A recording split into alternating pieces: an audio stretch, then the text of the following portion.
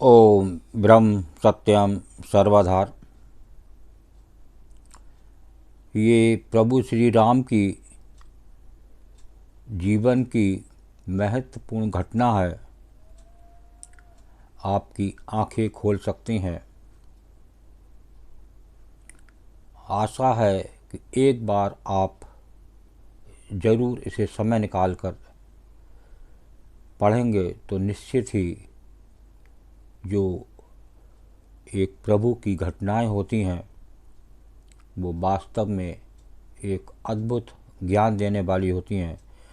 बशर्ते ये है हम इसे मन से श्रवण करें और उस घटना का तात्पर्य जाने, उसका ज्ञान जाने, तभी उसका कुछ लाभ मिल सकता है। तो आइए श्रवण करते हैं ये महत्वपूर्ण घटना।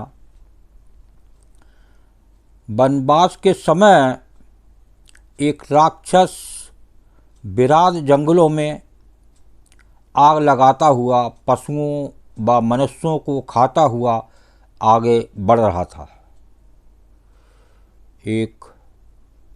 जब 14 वर्ष का वनवास हुआ प्रभु श्री राम को, तो एक राक्षस हुआ करता था, उसका नाम था विराट। और वो दंडक वन में था, बहुत ही खतरनाक। उसको मारना कोई आसान काम नहीं था। तो वो उसी वन में प्रभु श्री राम से टकरा जाता है और श्रवण करें क्या कहता है। यदि जीवन चाहिए तो स्त्री और अस्त्र शस्त्र छोड़कर भाग जाओ। देखिए, ये उस राक्षस का प्रभु श्री राम से कहना, यदि जीवतु मिच्छा अस्ति त्यक्त्वा सीताम निरायुधौ। अब ये क्या है? वस्तुतः यही है असुरत्व। कुछ याद आया? यदि जीना चाहते तो अपनी संपत्ति और महिलाओं को छोड़कर भाग जाओ। सतयुग हो या द्वापर या कलयुग, मनुष्य पर जब राक्षसी भाव हावी होता है तो वो यही भाषा बोलता है। दैत्य दूसरी दुनिया के लोग नहीं होते।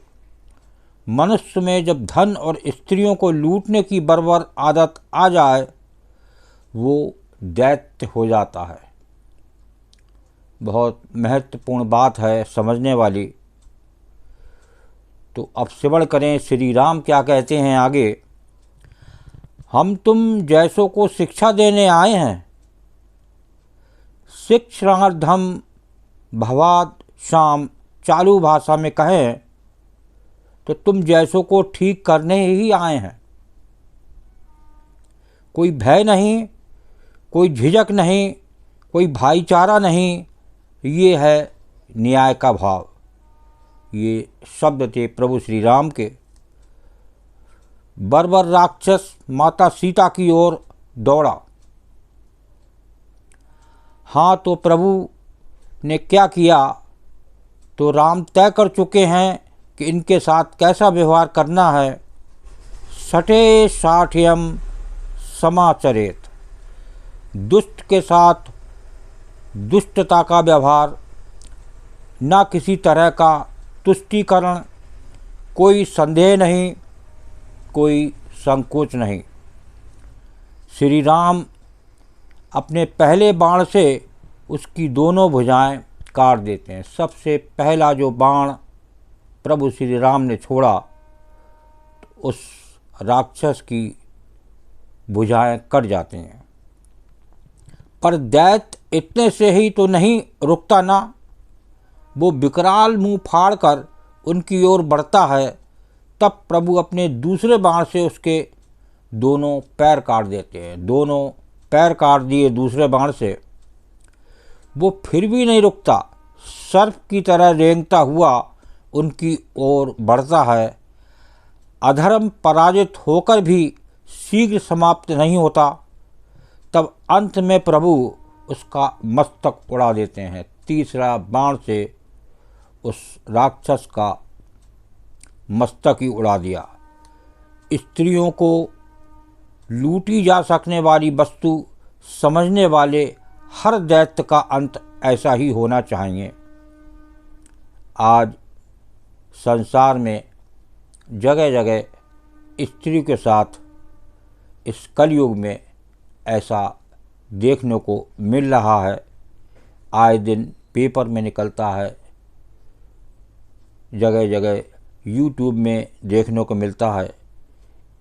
एक एक करके उसके सारे अंग काटें, ऐसे कि वो चीख पड़े, तड़प उठे।